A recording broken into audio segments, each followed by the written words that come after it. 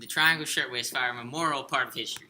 Especially if you like stories about fire. I'm Tyler. And I'm Jacob, and we're here today to talk about the International Ladies Garment Workers Union in 1909 and the Triangle Shirtwaist Fire in Manhattan, New York City in 1911. The women working in these workshops were fed up with their working conditions. This labor union defined history itself when it started a citywide strike with more than 2,000 women. Boom. The year is 1909, in the middle of a crowded New York City. The shirtwaist industry was starting to lose popularity.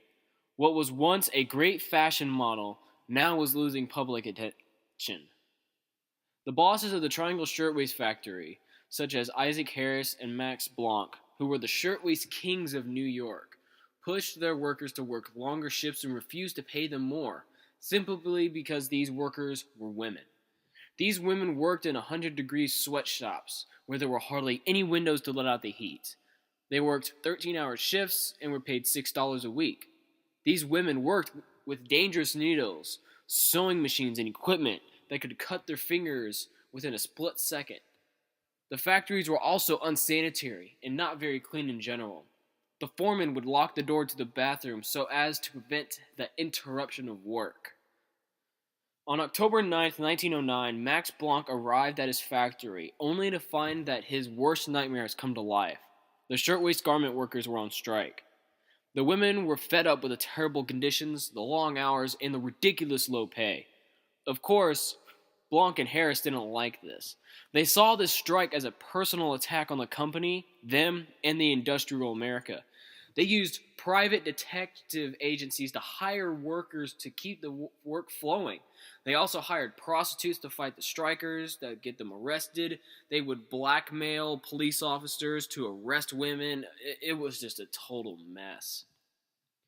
The women working at the Triangle Factory were not the only ones to unionize. Many more unions were created, agitating for shorter shifts, better pay, and better conditions. Within 2 days, more than 20,000 women were organized in a citywide strike, what would soon become the largest women's strike in U.S. history. Within 2 days of the strike, most shirtwaist companies fell for the demands of the women, now becoming union shops. It was an impressive feat. While the women working got what they wanted, they didn't get everything. After fighting the women's strikes for more than 11 weeks, Harris and Blanc finally made a deal with the women's union. They collective bargained for better pay and better hours. But however, the unions were destroyed. The workers lacked power in the end, and they continued work as usual with the same terrible working conditions. What would happen next would soon change the face of all American workers in the country. The Triangle Shirtwaist Factory was located on an 8th, 9th, and 10th floors of the Ash Building in New York City. On March 25th, 1911, a tossed cigarette started a blaze that soon took the lives of 146 workers, most of them women. The fire exits fell apart as workers were trying to escape. The locked door that prevented the interruption of work locked most of the workers in the building. Those firefighter ladders couldn't reach up to the 8th floor. People on the sidewalks watched as the workers fell out of windows trying to escape the fire. It was a very terrible incident. After the fire, the public knew just how important the conditions of work were.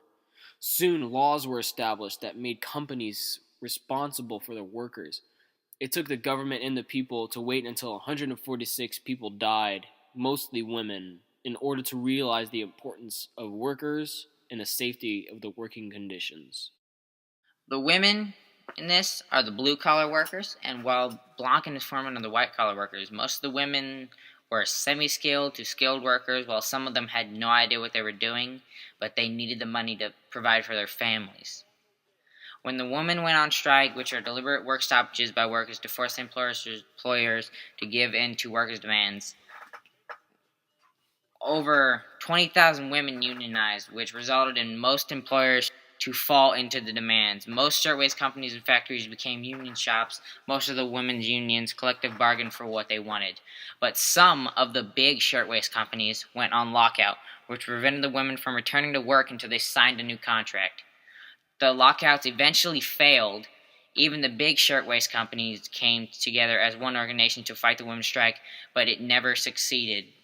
No side would give in, which eventually led to the worst fire in history to date.